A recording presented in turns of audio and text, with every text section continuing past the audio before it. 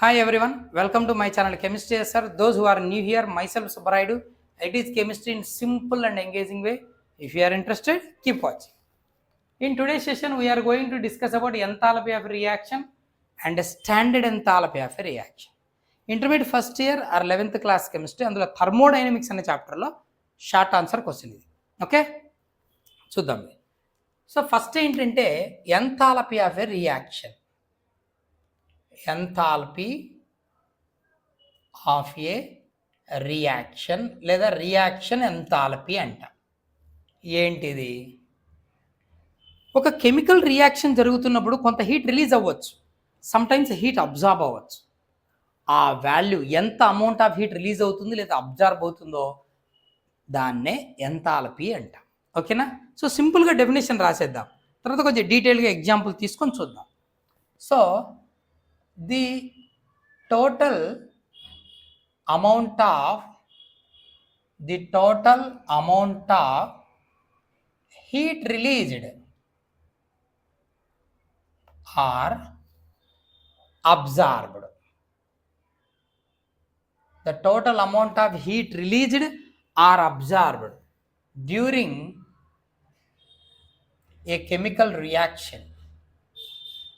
During a chemical reaction is called enthalpy of a reaction అంటారు. ఒక reaction జరుగుతున్నప్పుడు ఎంత హీట్ రిలీజ్ అవుతుంది లేదా ఎంత హీట్ అబ్జర్వ్ అవుతుందో ఆ టోటల్ వాల్యూనే ఎంథాల్పీ ఆఫ్ ఎ రియాక్షన్ అంటారు. దీన్ని ఎలా రిప్రజెంట్ చేస్తారంటే it is denoted by delta RH, R for reaction enthalpy. So దీంతో రిప్రజెంట్ చేస్తాం ఆ సింబల్తో. ఓకే, బాగుంది. యాక్చువల్గా ఒక రియాక్షన్ జరుగుతున్నప్పుడు రియాక్టెంట్ల ఎంథాల్పీ డైరెక్ట్గా మెజర్ చేయలేం, ప్రోడక్ట్ల ఎంథాల్పీ డైరెక్ట్గా రియాక్షన్ చూసి చెప్పలేం, ఎక్స్పెరిమెంటల్గా కనుక్కుంటాడు.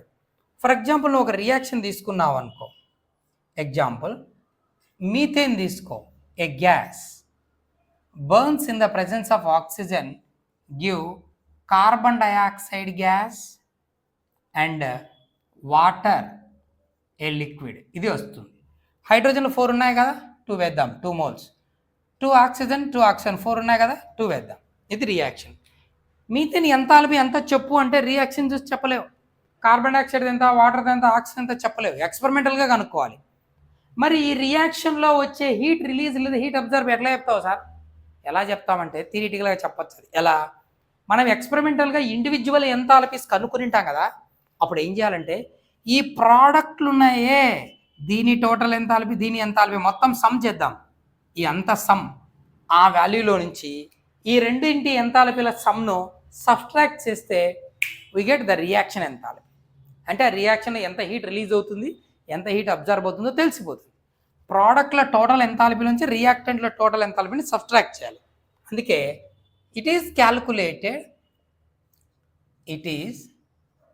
క్యాల్కులేటెడ్ యాజ్, ఎలా క్యాల్కులేట్ చేయొచ్చు అంటే the difference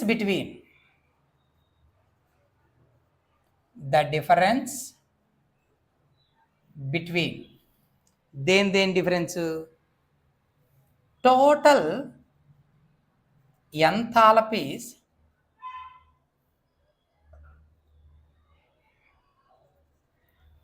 enthalpies of products and reactants. Okay, ప్రోడక్ట్ల టోటల్ ఎంథాల్పీ, రియాక్టెంట్ల టోటల్ ఎంథాల్పీ డిఫరెన్సే రియాక్షన్ ఎంథాల్పీ అంటాడు. ఎలా చూడు, delta RH reaction enthalpy is equal to summation of total అన్నాం కదా, 2 ప్రోడక్ట్లు ఉన్నాయి, రెండింటి ఎంథాల్పీలు సమ్ చేయాలి. So summation of enthalpies of products minus summation of enthalpies of reactants. ఓకేనా? ఇది అన్నమాట విషయం. ఓకే, ఒకవేళ డెల్టా H వాల్యూ నెగిటివ్ వస్తే పరిస్థితి ఏంటి? ఇది ఒక రియాక్షన్ ఎంథాల్పీని ఎట్లా మెజర్ చేస్తామంటే ఇలా మెజర్ చేస్తాం. ఒకవేళ resultant delta H value negative వస్తే అర్థం ఏంటి? సైన్ ఒకవేళ పాజిటివ్ వస్తే అర్థం ఏంటి? సరే నెగిటివ్ వస్తే ఏంటి ఏమవుతుందో చూద్దాం. If reaction enthalpy or enthalpy of reaction is equals to negative, ఈ వాల్యూ ఎప్పుడు నెగిటివ్ వస్తుంది? ఈ నెగిటివ్ టర్మ్ గ్రేటర్గా ఉంటే, రెండింటిని సబ్ట్రాక్ట్ చేసినప్పుడు నెగిటివ్ టర్మ్ గ్రేటర్గా ఉంటే రిజల్ట్ అంటే నెగిటివ్ వస్తుంది. నెగిటివ్ టర్మ్ ఎవరు? రియాక్టెంట్స్. అంటే రియాక్టెంట్ల ఎంథాల్పీ గ్రేటర్, ప్రోడక్ట్లో ఎంథాల్పీ లెస్సర్. కాబట్టి దీంట్లోంచి దాన్ని సబ్ట్రాక్ట్ చేస్తే నెగిటివ్ వస్తుంది. ఓకేనా? సరే, product enthalpy less, reactant enthalpy greater అన్నాం కదా. రియాక్టెంట్ల దగ్గర గ్రేటర్గా ఉంది కాబట్టి ప్రోడక్ట్గా కన్వర్ట్ అయిపోయాక అక్కడ కొంచెమేగా కావాలి. So remaining energy, heat energy release అవుతుంది. అంటే ఏ డెల్టా హెచ్ వాల్యూ నెగిటివ్ అంటే దాని అర్థం ఏంటి? ఆ కెమికల్ రియాక్షన్లో హీట్ రిలీజ్ అవుతుందని. అలాంటి వాటిని ఎక్సోథర్మిక్ రియాక్షన్స్ అంటారు.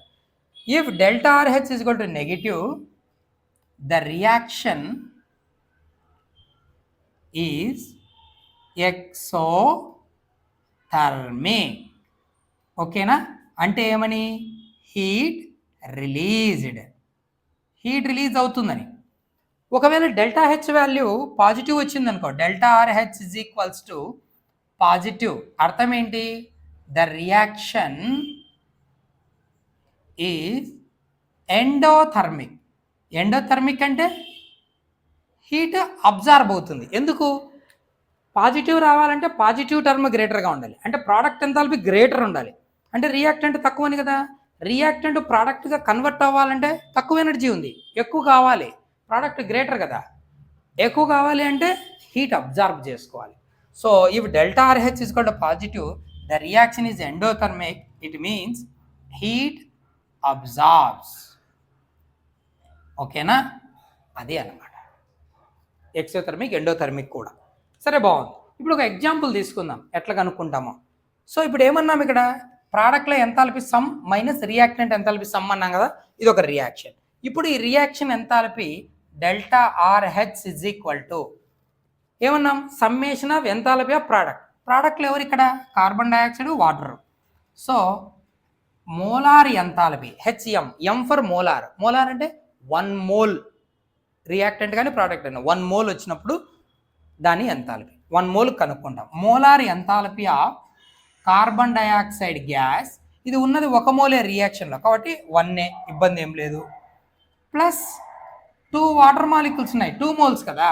So 2 into molar enthalpy of water as a liquid. So ఇప్పుడు ఏమైంది? ప్రోడక్ట్ల ఎంథాల్పీలో సమ్ చేసాం, మైనస్ ఇంకా రియాక్టెంట్ల ఎంథాల్పీ సమ్ చేయాలి కదా. మీథేన్ 1 మాలిక్యూలే ఉంది. So 1 molar enthalpy of methane gas plus ఇంకొక రియాక్టెంట్ ఎవరు? ఆక్సిజన్, 2 మోల్స్ ఉన్నది. 2 into molar enthalpy of oxygen gas, ఇలా కనుక్కుంటాడు. So carbon dioxide molar enthalpy plus 2 into water molecule molar enthalpy, product total molar enthalpy వచ్చేసి minus methane molar enthalpy plus 2 into oxygen molar enthalpy. So అప్పుడు రియాక్టెంట్లో వచ్చింది product minus reactant. ఇది మనకు reaction enthalpy అంటే. ఇప్పుడు మనం ఏం చేద్దామంటే స్టాండర్డ్ ఎంథాల్పీ ఆఫ్ రియాక్షన్ చూద్దాం. Enthalpy of reaction okay, but we need standard enthalpy of reaction. అదేంటది స్టాండర్డ్ అనేది?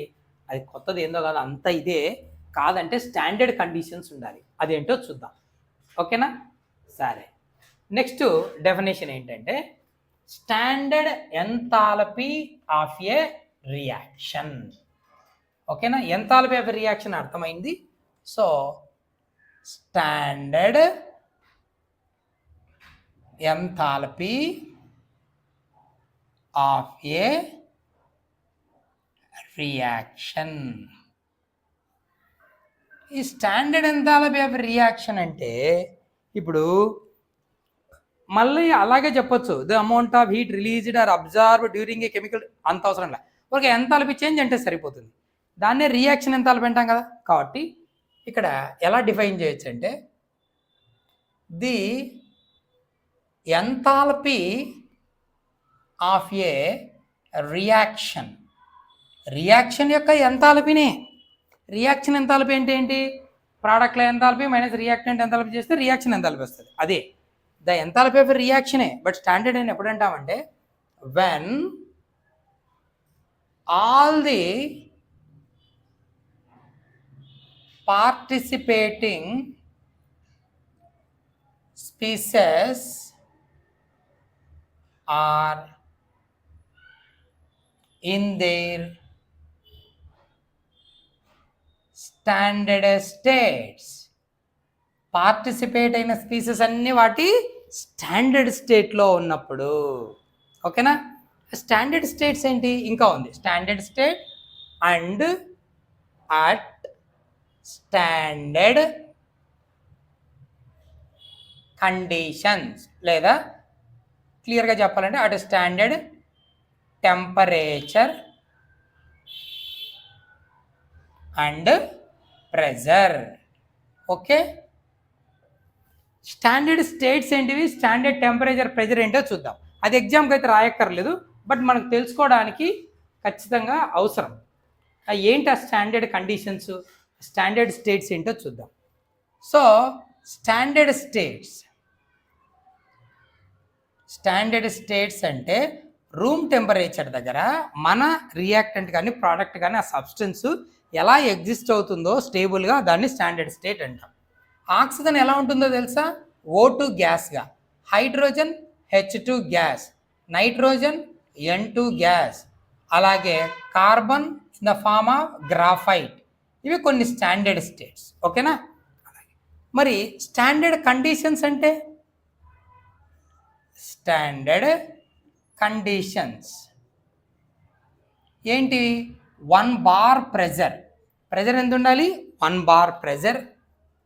అలాగే టెంపరేచర్ ఎంత ఉండాలి, 25 degrees సెల్సియస్ లేదా 298 కెల్విన్.